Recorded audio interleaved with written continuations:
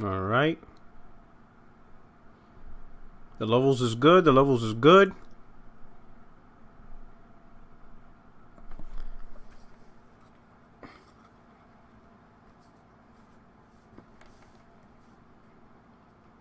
We are live. We are live. Everybody hear me? All right. Aaron, answer your question. No, I don't usually do it this late. Usually my podcast is on Tuesdays, 9 p.m. Eastern. So yeah. You look like you just woke up. Do I? Well, that's probably me just being tired from work. All right. So right now I have my Discord room locked just to me because I want to get a point out, and then I'm gonna open it up and see if any members want to jump in, say their points. But before I open up the room, because once it jumps in, it's gonna get crazy, right? Once things get started. So I want to take a few minutes to myself, and I want to bring up a point for everybody. Okay. Let's see here. Oh snap! No, not this. Here we go. Boom. Okay, here we go. Okay. But first off, thank you for taking out your time to rock out with me. Welcome, my friends, my family, my fellow gamers. This is your only friend in these YouTube streets.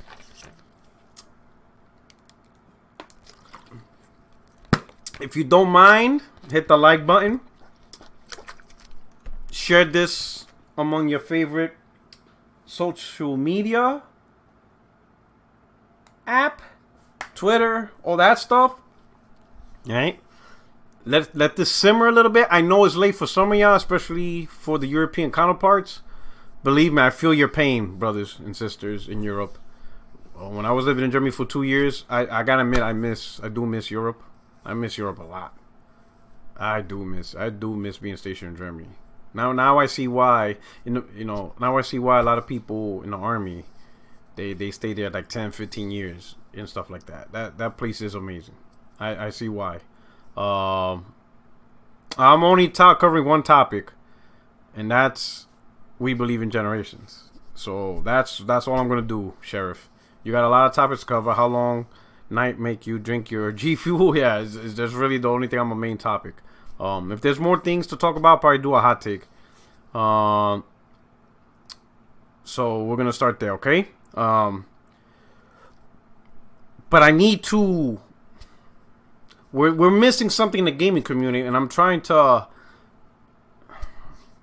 get everybody to understand. See, when I look at the conversations, and I understand everybody's shit talking, but the truth is, we gamers, we allow the gaming industry to get away with stuff that we would never allow any other industry in the consumer market to get away with, right? So let me paint the little scenario. Okay, I'm gonna paint the little scenario right now. So bear with me as I paint this scenario, and you can see something. Let me figure this out right here. Hit the like button, retweet this out. In fact, let me do that too. Let's get this cracking.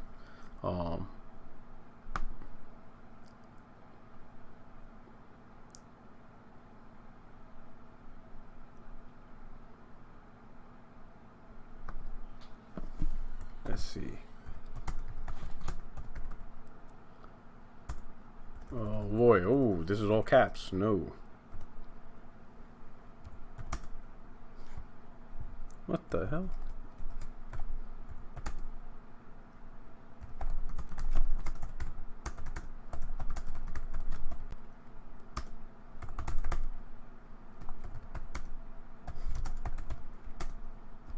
All right. Let me do this.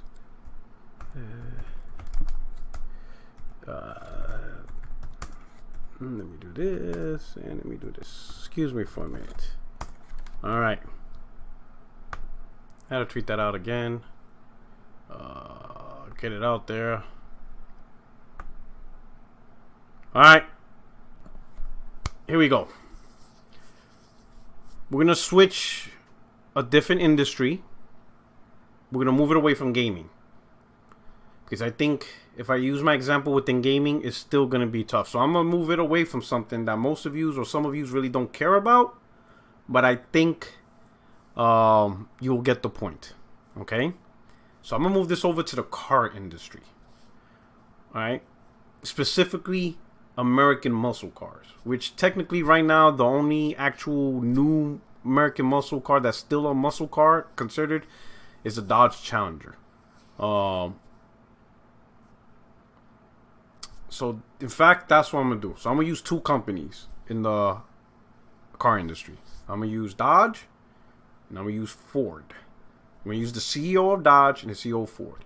And the topic is muscle cars, right? We're not going to get too deep into what classifies a muscle car, sports car. Muscle cars are more concerned about raw power and going fast in a straight line for the most part. Anyway. Let's pretend Dodge CEO comes out and announces that the new line of Challengers will now adhere, or not adhere, but will not implement. I'm just making up stuff. Alright, so follow along with me. Bear with me. Because I need to create a scenario so you could be in sync. So the CEO of Dodge, with the new line of Challengers that are coming up, they are concerned with the eco-friendly environment, the Green New Deal, Alexandria Ocasio-Cortez's Green New Deal. The planet is going to die in 2 years and we're going to live in post-apocalyptic world. And all this craziness, people call it leftist agenda, woke, whatever. But whatever it is, the CEO is on board. And because he's going to implement these ideas, the new Challengers will technically not be classified as muscle cars anymore. They're still sports cars, they're still fast, but you really can't call them muscle cars anymore. So what that does, the muscle car enthusiasts, the hardcore, not the casuals who like, fast cars and, guys who will claim they're racers but they don't even know how to drive stick, not those casual guys, but the enthusiasts, the fans, right? That pay attention to this, that know who the CEO of Dodge is, who knows the people who actually design Challengers, and they know when the first Challenger was created. That crew. They are highly upset. They're bashing. They're telling, the CEO of Dodge he needs to be fired. They can't believe the CEO of Dodge is ruining the DNA of the Challenger. The Challenger's always been a muscle car. He's woke. He's SJW, blah, blah, blah, blah, blah. Just a whole bunch of negativity against the CEO of Dodge. And he's taking all this heat. He's just getting slapped up. Right? Immediately after, the CEO of Ford uses this opportunity to tell everybody that, hey, their new line of Mustangs, the first Mustang was born with the identity of the DNA of muscle car. That's how Mustangs was born. And, the future line of Mustangs that they plan to remain as muscle cars will not have any of these woke Green New Deal stuff that takes away from their identity. The CEO is not interested in Mustang losing the identity of the muscle car DNA. Everybody gives them praise, whatever. That's what we're talking about. Even people who don't really like Mustang because they prefer the Challenger, even they're like, that's what we're talking about. True muscle car DNA. Stick to the DNA, There's tons of sports cars that are not muscle cars, So he gets all the praise. CEO of Dodge gets slapped up. The Ford CEO, he's getting his wanker sucked. It is what it is. A year later comes by, the car is released. All the Dodge Challengers are exactly what the CEO said they were. They're fast cars, pretty powerful, real stuff, 400 horsepower, all that stuff. But technically, they're no longer considered muscle cars because of these environmental woke changes that made up. Whatever they are, I'm just making it up. Then the Ford line comes out. And usually Mustangs have multiple lines, right? Now they call it the Fastback. You got the Mach 1. The Fastback is the V6, the most commonly sold Mustangs usually. Then you got the Mach 1, which is like the GTVA, and then you got the rare GT500, which, you know, is very expensive, whatever. So those cars come out. But there's a problem. The most common Mustang sold, the V6 Fastback, that has the same environmental protocols as the Challenger. So technically, that car's not a muscle car. And then you look at the Mach 1, which is a step up, the GT, the V8. That also has the same environmental stuff. So that car is not a muscle car. The Shelby, the one that's the most expensive and the rarest out of all of them, not many people buy it, that one doesn't have those environmental woke Green New Deal stuff. So that one particular model is the muscle car. So based on that scenario that I just gave you, I just need 1 or 2 words from the chat. Truth, liar. Did the CEO of Ford lie, or was he telling the truth? I want to see your response to that scenario. Did the Ford CEO lie to the market, or did he tell the truth? What he did was considered a lie, or was he telling the truth? What's your opinion on the story and the scenario I just gave you? Talking about the Ford CEO. Did he lie? Or was he telling the truth? Just say that word. Liar, truth. I want to see your response in the chat. Mortar Black says he spoke the truth.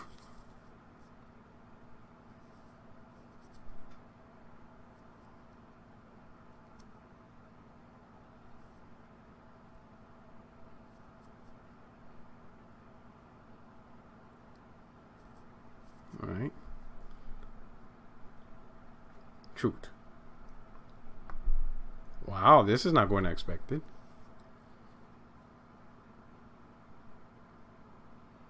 Truth. Holy cow. So far, you guys telling the truth. The GT Mustang, the one that gets sold the most, that's not considered a muscle car. The next one that gets most commonly bought, the V8, that's not a muscle car. Only one out of the 3 can be considered a muscle car. And you're saying the CEO was being honest.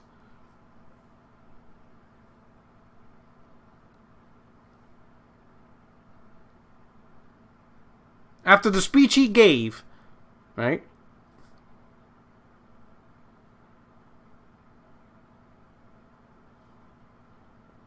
All right, now I see more people saying liar, liar, liar. The scenario I gave you, he lied. I purposely worded it, but lie.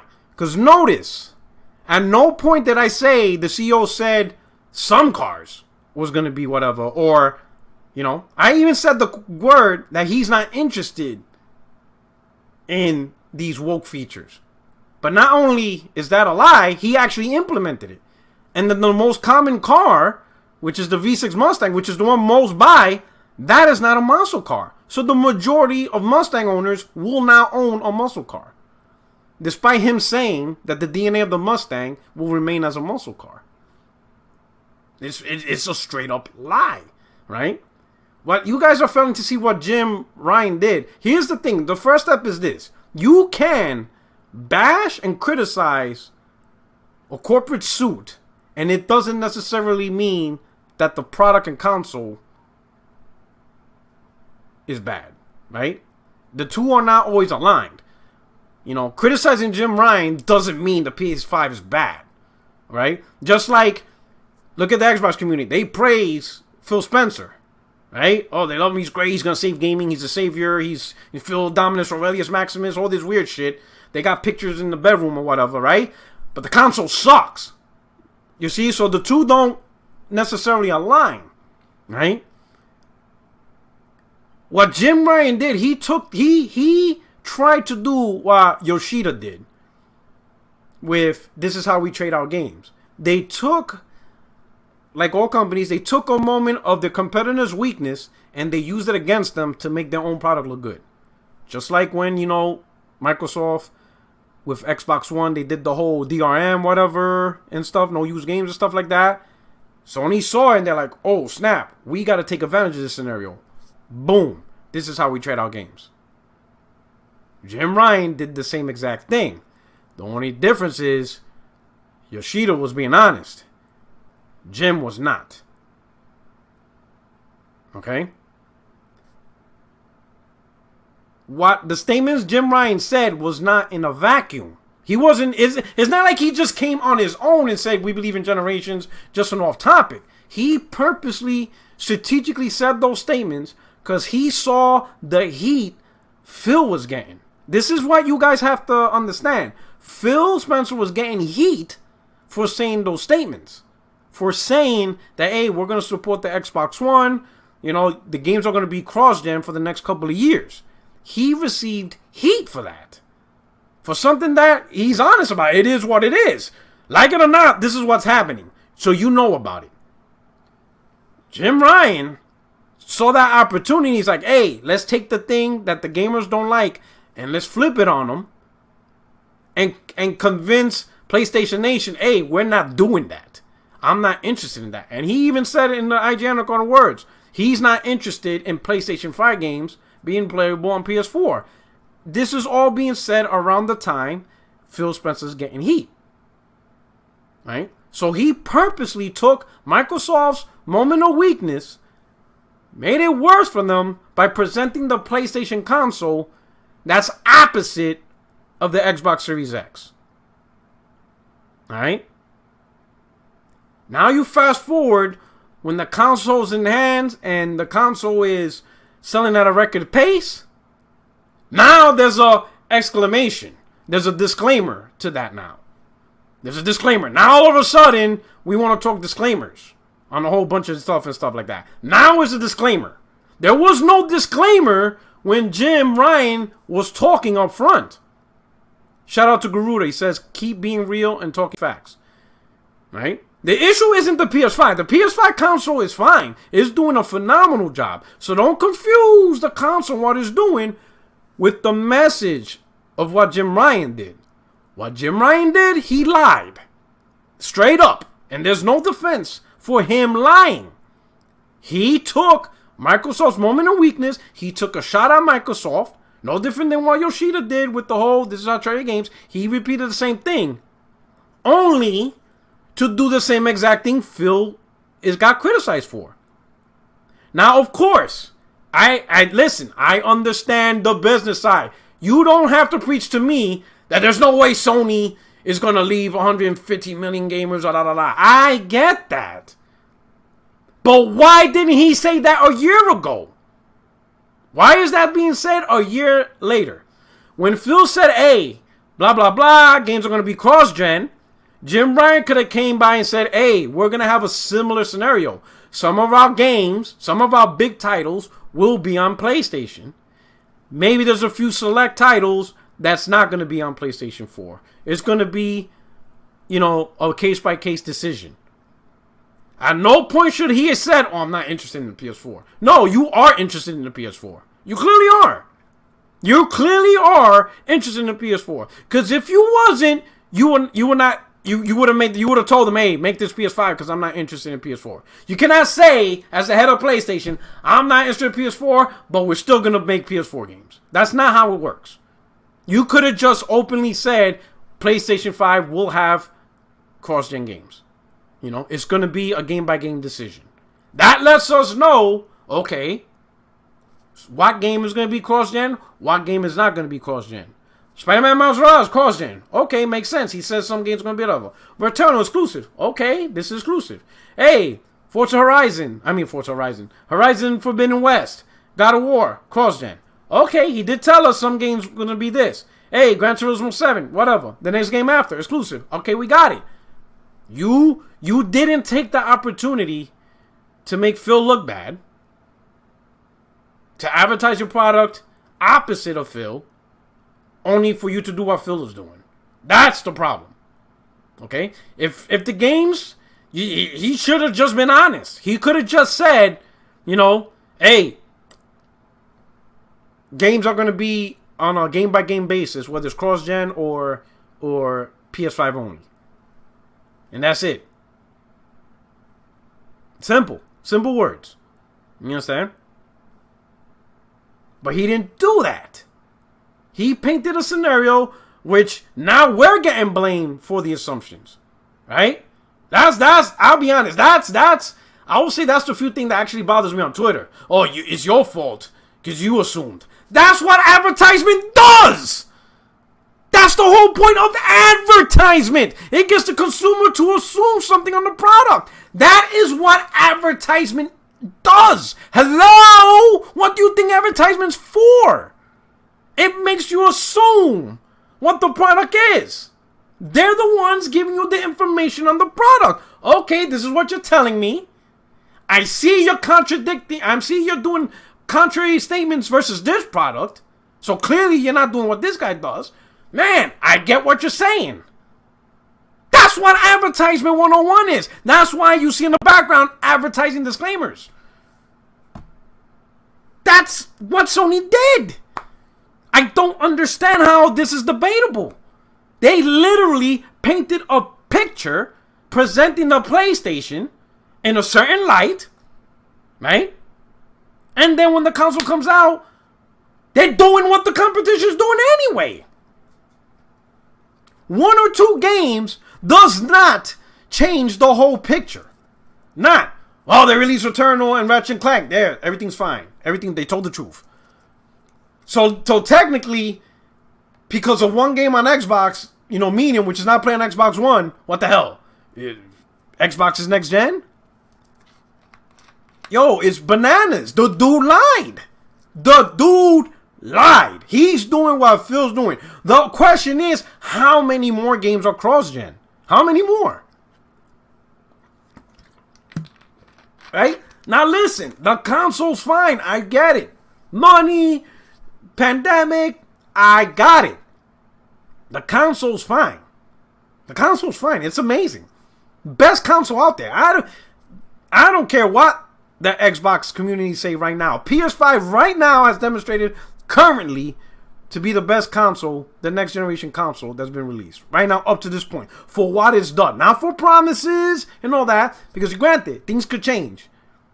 Future PlayStation games could suck ass. And future Xbox games could all be Game of the Year bangers. In that scenario, Xbox wins, right? You don't know what the future holds. But right here, right now, objectively, Sony did the better job of releasing their product.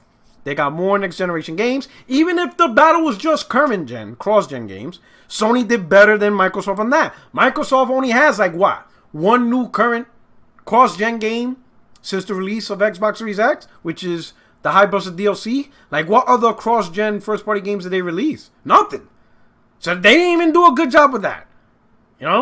So let's not bullshit. Xbox Series X is trash right now. It hasn't done nothing. And I don't want to hear I could play Assassin's Creed Unity at 60 frames. That's trash. That is a trash point to bring up. That's actually embarrassing. I'm surprised people are even using that. That is an embarrassing thing to use to give props to a brand new $500 console. That's literally embarrassing to use that. But that doesn't detract what specifically Jim Ryan did. Specifically him. Right? He would have been fine just keeping his mouth shut. He needs to learn that. Because he's becoming a little bit-ish, Phil Spencer-ish. And what I mean by that, he talks too much. He's talking a little bit more than most other guys. Just shut up. You really don't have to say nothing. You really could just shut up and let the games do the talking, right? But he clearly took a scenario, used it against Microsoft, but unlike Yoshida spoke facts. He wasn't lying. He told the truth. This is how we trade our games. And it's true. Jim Ryan, his statement is not fully true. The statement of he's not interested in PS4, that's a lie. He is interested in PS4. He's very interested in PS4. I wouldn't be surprised if the 25 new games in production, many of them are still going to be on PS4. Many of them are going to be on PS4. Many of them are cross-gen, which means he's interested. All right? Let me open up now. Now that I set the stage, let me give me a second. Let me open up Now, for any previous podcast people who joined the podcast, you know who you guys are. You can now jump into the Discord if you choose to. Okay? All right?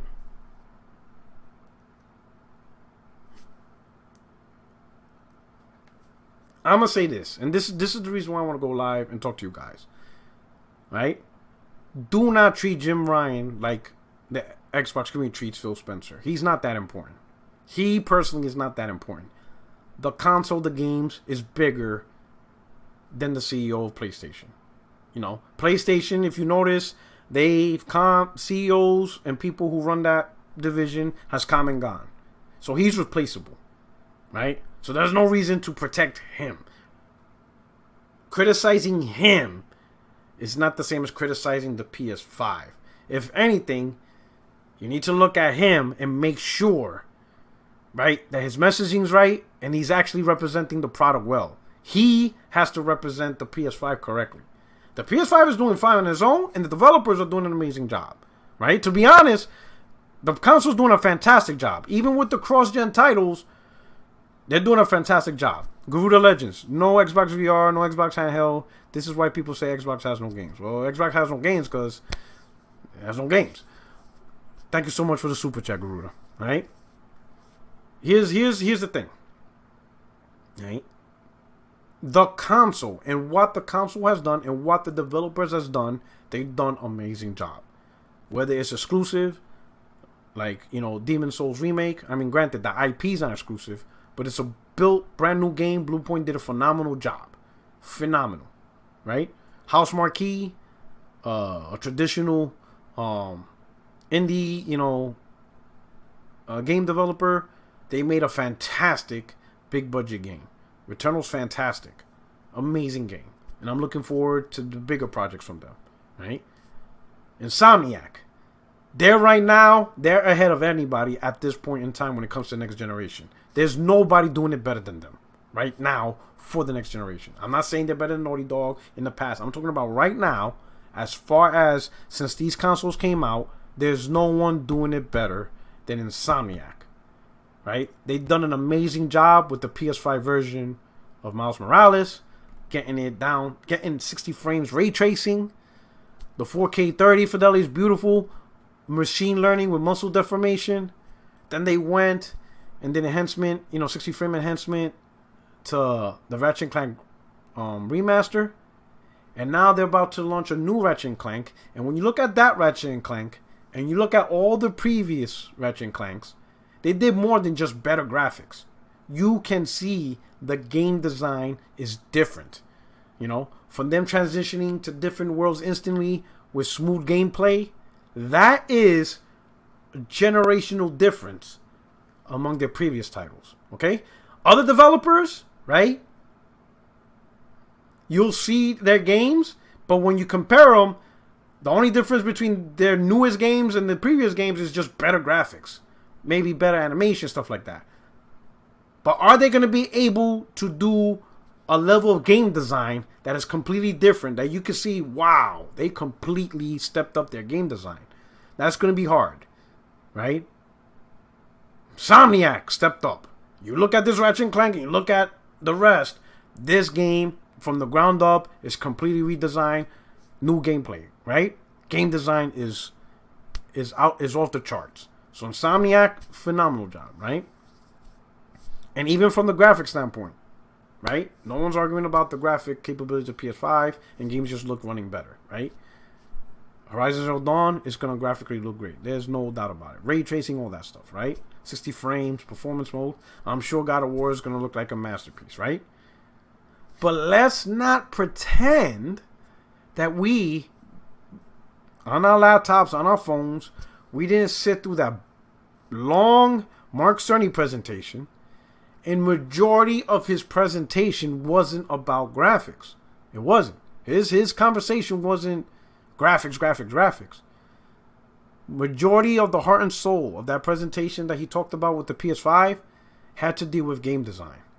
He even mentioned that game design hasn't changed since Jak 2 over 20 years ago. That was from him. So he presented the PS5 as something that will open up the tools for the developers to truly break them free from the limitations previous hardware put them in. And that includes the PlayStation 4, the PlayStation 3, 2, 1, Nintendo, all those products. All those products, right? So the combination, so with that too, how can you fulfill, right? And they're going to fulfill it, right? It's just going to take a lot longer than anticipated, because as long as the games are being tethered to the PlayStation 4, they cannot build the game from the ground up with this game design. Like Ratchet and Clank. Ratchet and Clank would not be Ratchet and Clank if that was a cross-gen title. It would not be. What we're about to get ripped apart, that would not happen if it was tethered to the PlayStation 4. That's the reality. So the question is, what type of game we would have gotten with Horizon Zero Dawn, which we already knew was cross-gen, so I'm not too ragging on about that. God of War, I said this previously, I think it's cross-gen, and I always said I have a feeling it's cross-gen, because the original plan date was 2021, and I just thought, just with the calendar math, game came out 2018, so 2019-20, released in 2021, 3 years? There's no way this is a game built from the ground up, and they have it ready in 3 years. So I had a feeling. The one that shocked me, though, is now GT7 is going to be cross-gen. That I didn't see coming. And I'm not a racing fan by any means, so you guys know, you guys been around long enough to know that I don't care about racing games. But Gran Turismo has always been a showpiece as well, right? And if there was any game that they tried to implement the latest physics, animations, all that stuff that racing games does, handling, that all gets better because of better hardware. But now your GT7, because it's cross-gen, has design limitations on the PS4. And let me remind you, the PS4 has laptop CPUs, Jaguar cores. It is old as hell. The console technically was already outdated before it even came out. It's using a GPU from 2012. And the CPU is not even a desktop CPU. It's a mobile CPU. You understand what I'm saying? You know?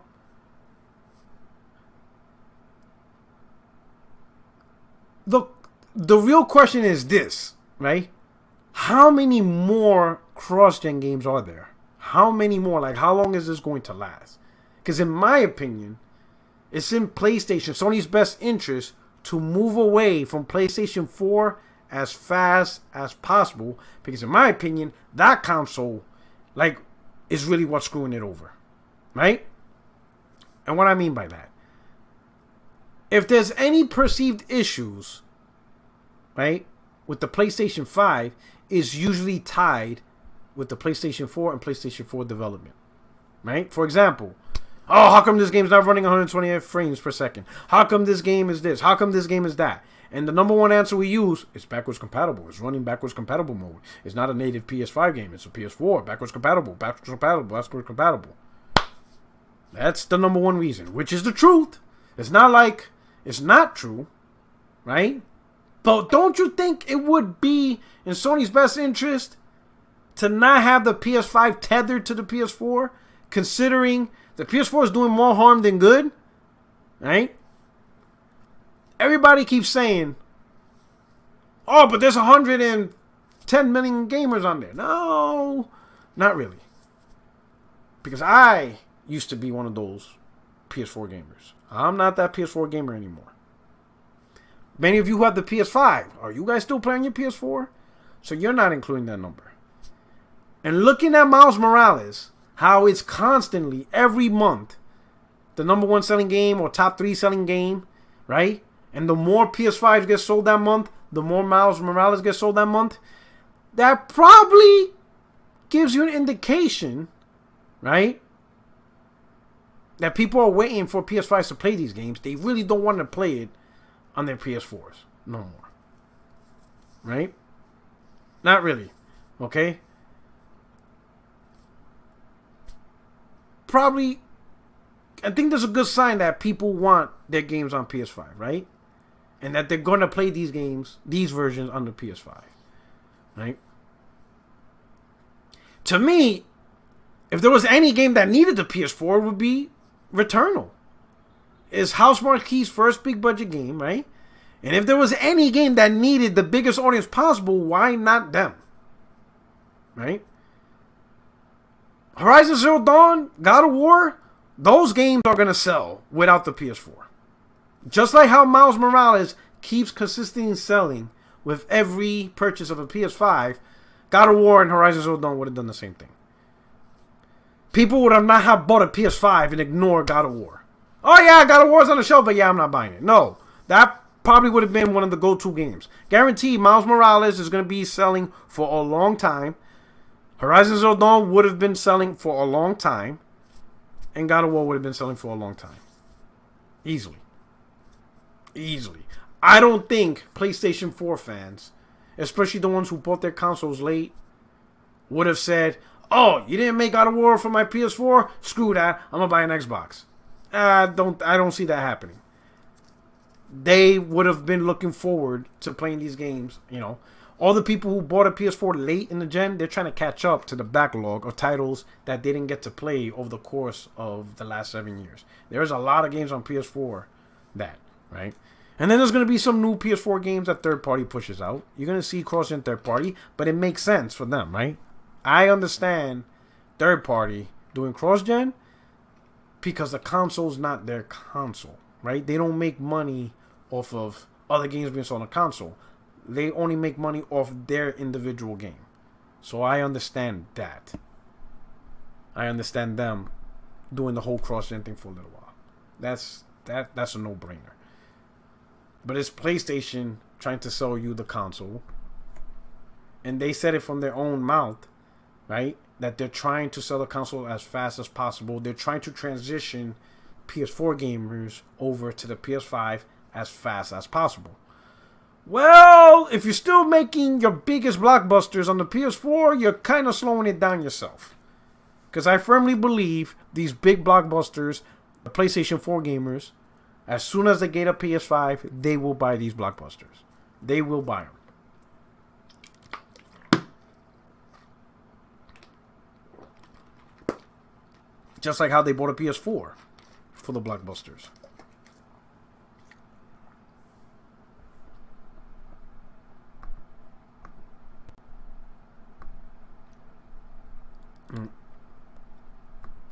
It's pretty simple, really. Jim Ryan lied, and you're gonna get more cross-gen games, right? He did it to himself. It is what it is. He did it to himself. He didn't have to make those statements. He could have just simply just been honest. He could have just said whatever. Hey, you know, he didn't even have to. He didn't even have to. People, why do I need a PS5 to play games that you won't be able to play on other platforms? That's a silly question.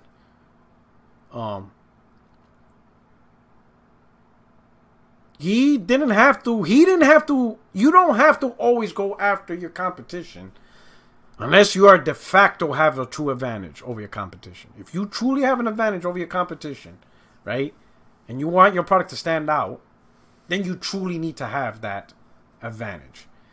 I don't think PS5 had a big advantage, or at least the way Jim Ryan presented it to that degree, right? He could have worded it a little bit different, you know, in his own vacuum. Even if somebody, an interviewer, journalist, put him in a corner, said, hey, Microsoft, they said that they're going to be supporting the Xbox One for 3 years, you know, they're not, you know, they got a lot of blowback about not supporting generations. What do you think about that? He could have just been honest. He's like, hey, with the PlayStation 5, you know, games built exclusively on PS5 versus cross-gen games is going to be a case-by-case basis. We have to think about the economy. We still have to think about the PlayStation 4 gamers and getting access to these big titles, the production budget, the cost of these games. We're also running through a chip shortage, so we're not going to be able to push out as many PS5s as we would like. So we're still relying on the PS4. But we do understand we have to show something for the PS5. We have to give a taste and glimpse of what the PS5 can do, and it can't be just all talk. So again, we're gonna weigh in what titles, that is perfect, that could fit the environment of PS5 and give you the glimpse of next generation. And there's gonna be some games that's still available on PS4, but the PS5 version, we're gonna have some great bells and whistles and all that stuff. And if you would have done that, sure, there's gonna be a little flack. There's gonna be some stuff, but it would not have been a big deal. And that's it. We would have moved on. It is what it is. But the man went hard, right, to make it seem like he's doing the complete opposite of what Phil Spencer's doing in terms of, cross-gen gaming at the first-party level.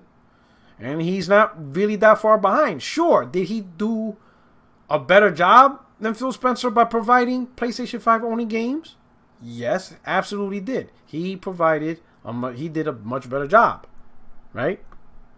But that's not saying much because Phil admitted that you're not going to get Xbox Series X exclusive from the jump.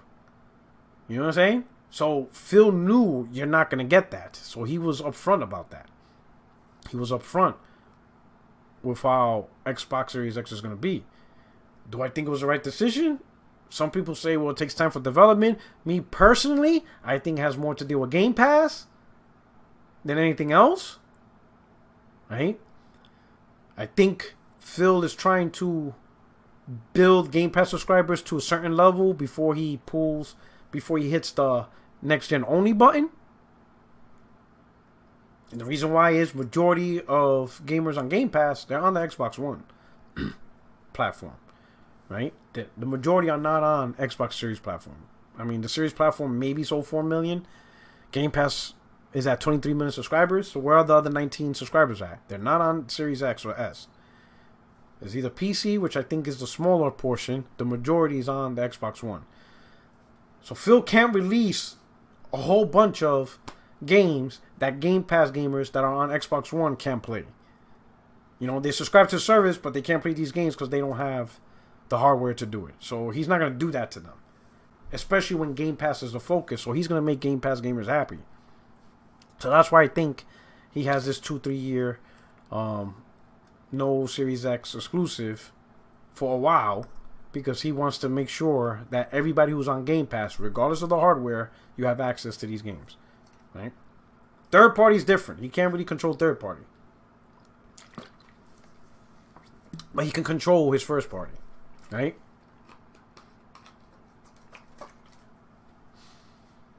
Jim, on the other hand, he stuck his foot in his mouth for no reason. He did more harm to himself than good. Right?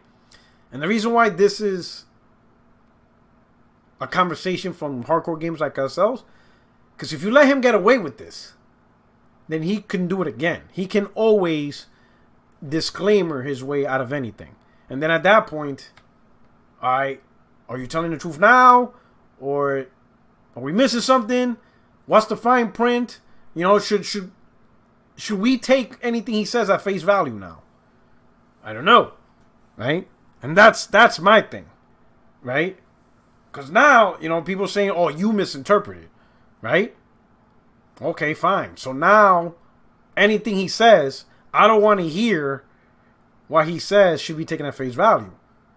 Because now I'm going to be like, okay, so how should we interpret everything he says in the future now? Because I don't want to misinterpret what he's saying. You understand what I'm saying? Does that make sense? That's just the reality with this.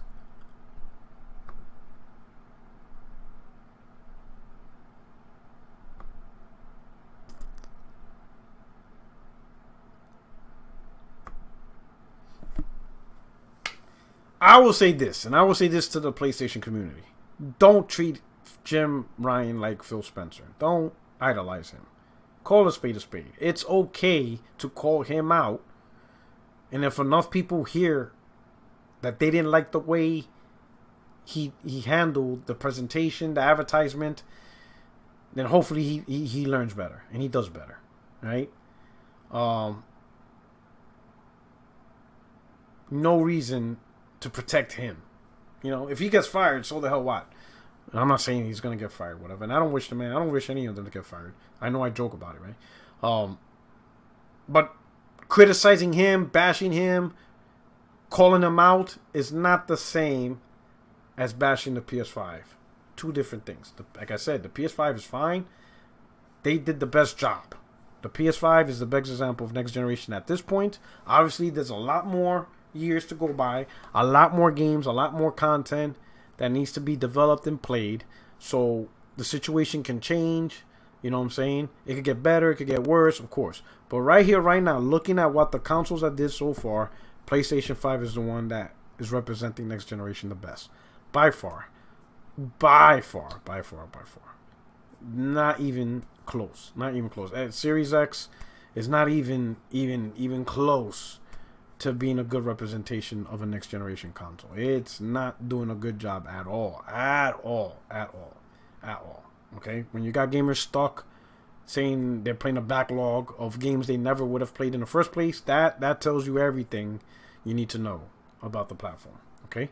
But things could change easily, right?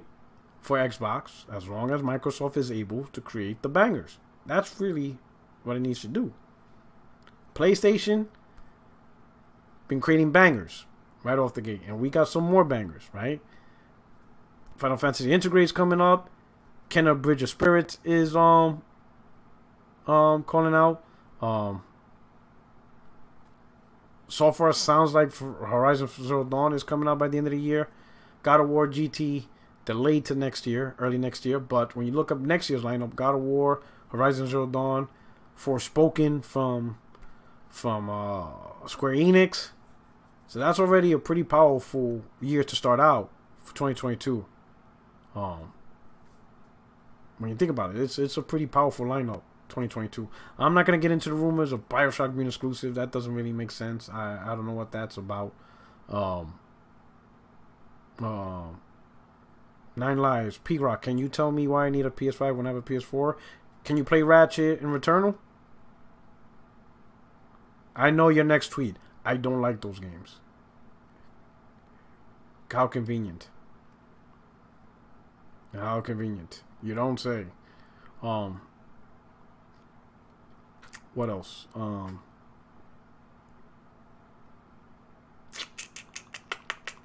think that's the main thing. So for now, I haven't done this in a while, and nobody decided to come in. Well, it's pretty late though, so I can't blame them. I'm gonna open up to the chat to a Q&A real quick, because I haven't done a Q&A with you guys real quick. Final Fantasy 16, is it gonna come out next year?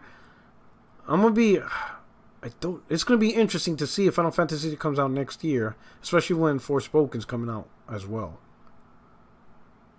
Right? Because Forspoken is a Square Enix game. It's potential. I mean, it is a possibility that the first half you got Forspoken, and then the second half Final Fantasy 16. Amazing experience.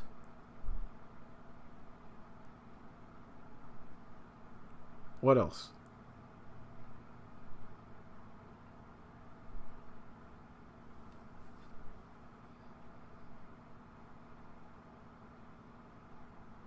Can we have an MMO like Phantasy Star Online 2? I gotta give props to Microsoft. Phil Spencer has a great deal with Sega, keeping that game away from PlayStation. Similar to what, PlayStation did with Capcom and Street Fighter. But I give him props. He kept that game away. Well, oddly enough, the game is available on PlayStation, but it's the Japanese version.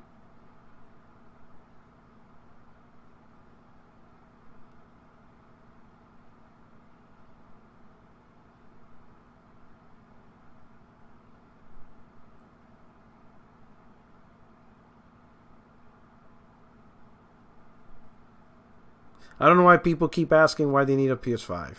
Either get one now or just wait if you're not confident. Brother, it's a ploy. Here's the thing. Let's be honest. From the troll Crumbside community, Xbox putting their games deep on PC day one is bothering the hell out of the Xbox gamers. They're tired of hearing it. They're tired of hearing that all their games can be played somewhere else, that all of their games run better somewhere else, all of their games don't need a subscription service to play, all of their games have free online. They are sick of that statement. So they want PlayStation to be the same exact way, have PlayStation 5 games day one on PC, so that way that conversation can end. They don't want to hear that their games are being played better somewhere else. They don't want to hear that they have to pay to play online for the same games that other gamers don't have to pay. They don't want to hear that. They don't want to hear that their games is actually native 4K 60 with ray tracing somewhere else. While their version, they don't want to hear that. They're tired of hearing that. Right? And it's primarily coming from the PlayStation guys, right? So they're tired of hearing it, and they cannot wait for the day that Sony announces day and date support on PC, blah, blah, blah, blah, blah. That's really what it's all about. That's really what it is. They're just tired of it. They're just tired of it. Every time a game comes out on Xbox, best on PC. Don't have to pay to play that on PC. Better frame rates, better resolution. Microsoft showing the PC version. They're tired of all that. They are sick and tired. You can tell they are sick and tired of it. They're tired of their Xbox always playing second fiddle to something else. Because in reality, Xbox always plays second fiddle to something else. And they're just really tired of that. They're really tired of their console being the second fiddle console.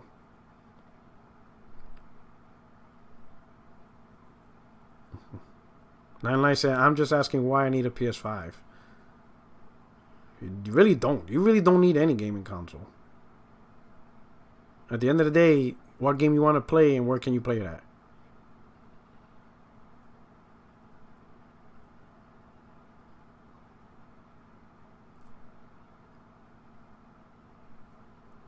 Oh yeah, Final Fantasy Origin, which is Souls inspired. That's going to be interesting. So I'm looking forward to that.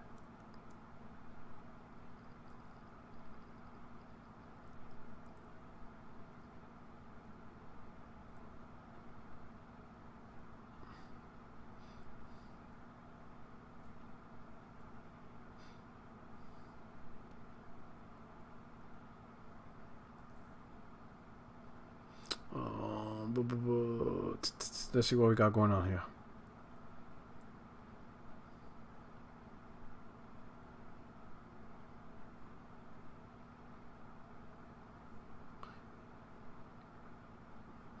Yeah, I'm playing a little bit of Returnal, also MLB The Show. And I've been playing a little bit of VR. I've been getting back to my VR gaming. Neglected it for a little bit. Yeah, I beat Returnal. Awesome game. Challenging as hell. Frustrating. Game is dope though. God, Returnal was a good game. Really, really tested your gamer skills on that one. It did get, I would say for me, the hardest part of Returnal was actually the first biome. God, the first biome was whooping my ass. Second biome, kind of. I think once I reached the third biome and I was able to get better weapons, like especially the Hollow Seeker. Once I got the Hollow Seeker, that made the game a lot easier. Then once I got the Electro Pylon, that really helped out a lot. Electro Pylon and Hollow Seeker really made the game a lot easier. But before that, I think the people that were able to beat the game quick was because they got through the first biome quick. Boy, the first biome, oh my god, that I stood days on the first biome. Most of my deaths was because of the first biome. Jesus, that biome was so damn hard. But even on, biome 3, I'm gonna say this, biome 3, I feel, me personally, Biome 1's harder than Biome 3. I personally feel Biome 1 was the hardest. Biome 3, I had challenges, but I was still able to beat Biome 3 quicker than Biome 1. Most, like 70% of my playing time was because of Biome 1. Biome 3, you were able to get better weapons, right? And as long as you got those better weapons and you were more careful, you were able to get through.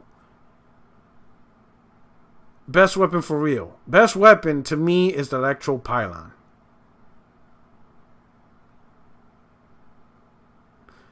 P-Rock. Oh, my baby brother. So he does his own. He has a podcast with a dude named ISO Motion Gamer. And on ISO Motion Gamer's channel, they have a podcast called the Warrior Podcast. And it goes around the same time. Hollow Seeker, Retarget, Portal Beam, Portal Turret, yeah. That's a beast. But I'm telling you, man, the Electro Pylon is just... The thing about the Electro Pylon, this is why I say, to me, the Electro Pylon for the most... Now, Hollow Seeker in Biome 6, in the open area while running around, is the best weapon. Because they follow and target those damn jellyfish, which are annoying as hell. But for the bosses, the Electro Pylon is GOAT. And I'm going to tell you why. Because all you got to do is shoot a couple... So, for those of you that don't know about the Electro Pylon or just started playing the game, there's this weapon called the Electro Pylon. What it is, it shoots a needle. And when you shoot another needle, it connects an electrical charge. And every time you shoot a needle in different spots, they all connect and they form this web of just constant attack. If you play a boss and you shoot those needles around their weak points, that will constantly hit the weak point. And you don't have to like stay. No. You. And then you could just chill and focus on dodging, and, you know, bobbing and weaving, doing your Floyd Mayweather. You ain't got a punch, you ain't got a job. You could be as boring as Mayweather. And just like, ooh, ooh, ooh, ooh, can't touch me. And the dude is still getting hit. Still getting wrecked. Then once those needles disappear, get them up a couple of bit more, bob and weave, bob and weave. And I'm telling you, the constant attack is just melting away a boss's energy. You know, or any sub-boss. They're just getting lit up. You could just hit a couple of shots and you don't have to focus on the trigger no more. You could 100% just focus on defensive moves. Avoid all the attacks. Throughout the game, you could hit, you know, while you're running throughout the boards, whatever. Biome 6 is a little bit harder because it's way too open. That's why I say the Hollow Seeker is better in that area. But every other board, most of it has walls, whatever. You just hit a couple of walls and let the Electro, you know, and just hide and just chill. And you could see the bars just die out. You're going to try The Last of Us 260 FPS? Nah. I'm not interested in playing the game again. It's an amazing game, but I'd rather play a game I haven't played yet before I go replay a game. I'll replay The Last of Us 2 if they make a Last of Us 3, because that's what I did with the remake. I didn't play the remake at all, almost all throughout the gen. I didn't play until about a month before The Last of Us 2 came out. And I played it in, what's the highest mode? I forgot what it's called. I keep thinking Crushing, but Crushing's Uncharted. Fuck, excuse my language. Whatever's the hardest mode on The Last of Us. Damn, I can't remember the name. I keep saying Crushing, but Crushing's Uncharted 4. It's Uncharted. They don't call it that on The Last of Us. What's the hardest mode on The Last of Us? It's not Survivor. Jesus.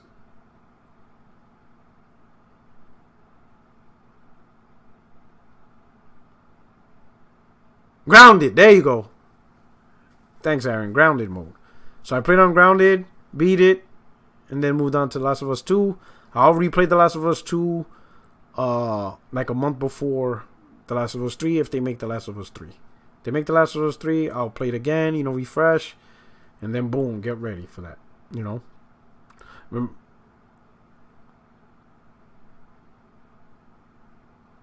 But as far as Last of Us 2, you know, I know a lot of people can't wait to play it again at that frame rate. I'm just, you know, I'm just not interested. I don't really replay a lot of games simply because of frame rate. I don't really replay a lot of games.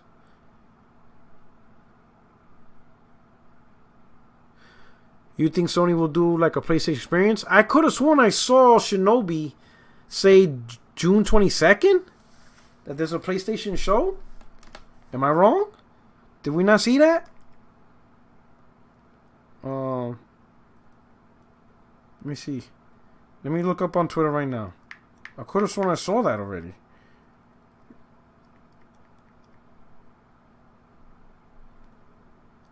Right? Am I wrong?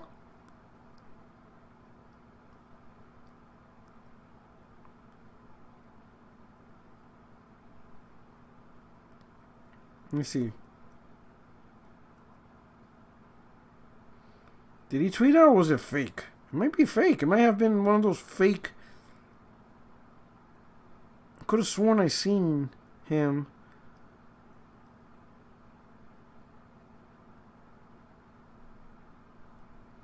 What's going on here? Let me see. Give me a second.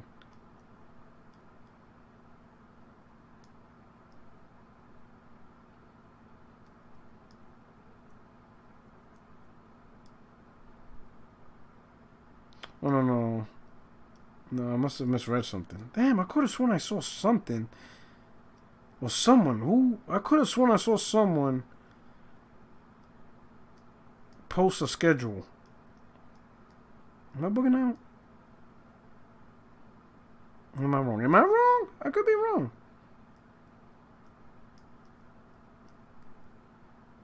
Maybe I was wrong. Anybody seen that? Am I bugging out? Damn, Lakers can't do anything. Bro, I'm a Knicks fan, so... Wow, are they losing right now? I feel your pain. I'm a Knicks fan, so at least you guys got to experience many years of amazing championships, having Kobe Bryant. I'll be honest. I kind of relate to Xbox fans. I kind of relate being a Knicks fan. Promises, always next year, and just never delivering.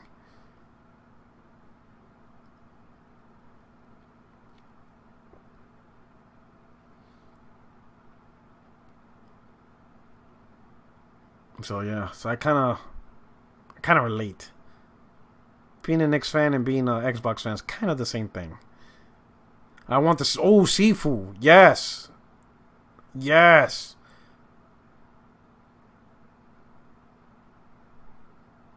I'm really looking forward to Sifu.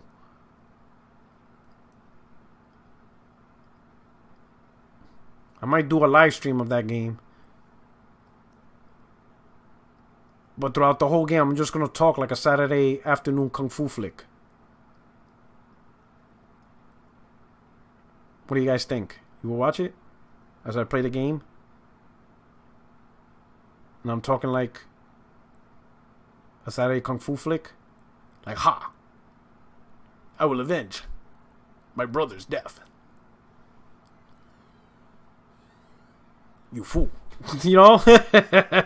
Imagine a whole live stream of me playing that game and I'm talking like that the whole live stream. People will probably be thinking the thing is that game as a service day one PC release first party Sony games coming. Thank you, George and Vast liking. Man, Orion, you're really in pain, bro. Orion, you're gonna get a PS5. I doubt you're gonna hold out and wait 4 or 5 years for these games to be on PC. You're really doing all this work for the inevitable. You're gonna end up getting a PS5. It's just inevitable.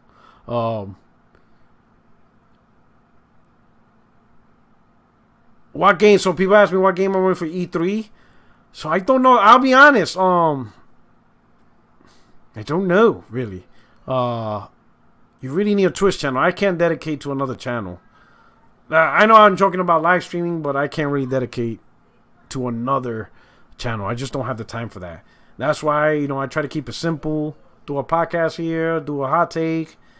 I don't do no, Patreon, members only. I don't do none of that. I don't have the time to dedicate. Do a Twitch channel. I don't have the time for that. I really don't. That's way too much now. To do full-time streaming, online content creation. I keep it balanced like this. And I keep it fun too. And personally, I try not to be too tied up into monetization and all that weird stuff. I mean, granted, I got the super chat and I appreciate that, but I try not to go too far into that. Okay.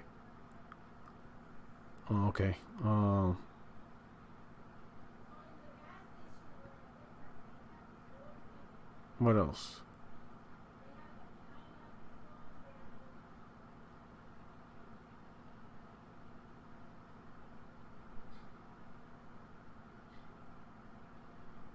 I think that's it. So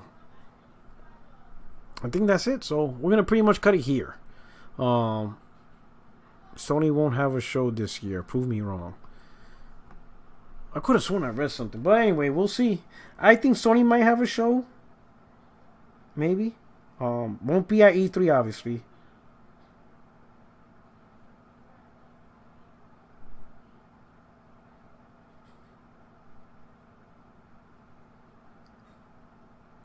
So that's it. Jim Ryan live. So what do we learn today? Jim, brother, my man, calm down. Calm down. Okay? Just let the games do the talking. Alright? Get the games to do the talking. Other than that, I know it's pretty late for everybody. Truly appreciate you guys rocking out. Next Tuesday, we'll have a proper 60 frames. No lag. P-Rock sounds so demoralized and defeated right now. Dark times for PlayStation. Razzle Dazzle. Vizzle Dazzle. I'm playing more exclusives than you. You have a nice night knowing that. Later. You guys take care. Peace.